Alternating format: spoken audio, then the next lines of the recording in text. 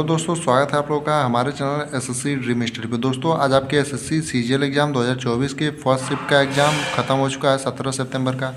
दोस्तों आज आपका लगभग 3 दिनों के बाद एग्ज़ाम, 3 दिनों की छुट्टी के बाद आज आपका एग्ज़ाम था। आइए देखते हैं आज के एग्ज़ाम में आपके प्रश्न का लेवल कैसा रहा है और कैसे कैसे प्रश्न पूछे गए थे। दोस्तों अगर आप लोग चैनल पर नए हैं तो चैनल को सब्सक्राइब कर लीजिए और बेल आइकन को प्रेस कर लीजिए और आने वाली हर वीडियो का नोटिफिकेशन आप तक सबसे पहले पहुँचे। और आप लोग वीडियो को लाइक करें और अपने दोस्तों के साथ शेयर करना ना भूलें।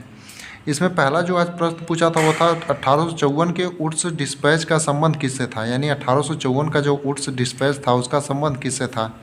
तो जो 1854 के वुड डिस्पैच का संबंध था वो शिक्षा प्रणाली का माध्यम अंग्रेजी व देसी भाषाओं से, यानी कि जो आपका सही उत्तर होगा शिक्षा प्रणाली का माध्यम अंग्रेजी व देसी भाषाओं से, यानी आपके जिस भी ऑप्शन में शिक्षा प्रणाली का माध्यम अंग्रेजी व देसी भाषाओं में दिया रहा होगा वो आपका सही होगा।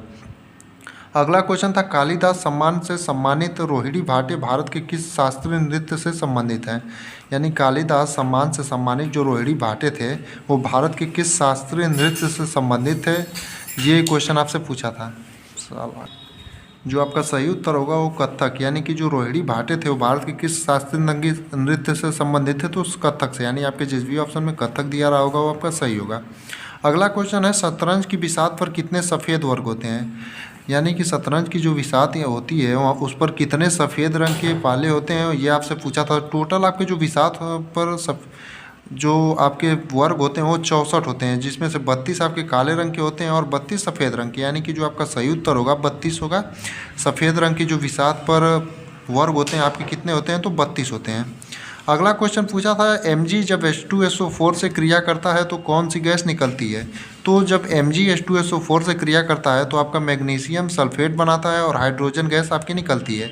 यानी आपसे जो क्वेश्चन पूछा था कि Mg जब H2SO4 से क्रिया करती है तो कौन सी गैस निकलती है, तो आपकी गैस जो निकलती है वो हाइड्रोजन गैस हो जाएगी, यानी आपका जो सही उत्तर होगा हाइड्रोजन गैस होगा। अगला क्वेश्चन था निम्नलिखित में से कौन सा एक मौलिक कर्तव्य नहीं है, यानी कि इनमें से कौन सा एक मौलिक कर्तव्य नहीं है, ये क्वेश्चन आपसे पूछा था। तो आपके ऑप्शन के हिसाब से जो सही उत्तर था चुनाव में भाग लेना, यानी चुनाव में भाग लेना एक मौलिक कर्तव्य नहीं है, यानी आपके जिस भी ऑप्शन में चुनाव में भाग लेना दिया रहा होगा वो आपका सही उत्तर होगा। अगला क्वेश्चन है पश्चिमी ऑस्ट्रेलिया में उष्णकटिबंधीय चक्रवातों का क्या नाम है, यानी जो पश्चिमी ऑस्ट्रेलिया है उसमें उष्णकटिबंधीय चक्रवातों के किस नाम से जाना जाता है। तो जो पश्चिमी ऑस्ट्रेलिया में उष्णकटिबंधीय चक्रवातों का नाम है वो वाइली विलीज है, यानी जो आपका सही उत्तर होगा वाइली विलीज होगा, यानी आपके जिस भी ऑप्शन में वाइली विलीज दिया रहा होगा वो आपका सही उत्तर होगा, यानी कि पश्चिमी ऑस्ट्रेलिया में उष्णकटिबंधीय चक्रवातों का जो नाम है वो आपका वाइली विलीज है। अगला क्वेश्चन है पीएम सम्मान निधि योजना में एक साल में कितने रुपए मिलते हैं, यानी पीएम जो सम्मान निधि योजना है उसमें एक साल में कितने रुपए आपको मिलते हैं, ये क्वेश्चन आपसे पूछा था।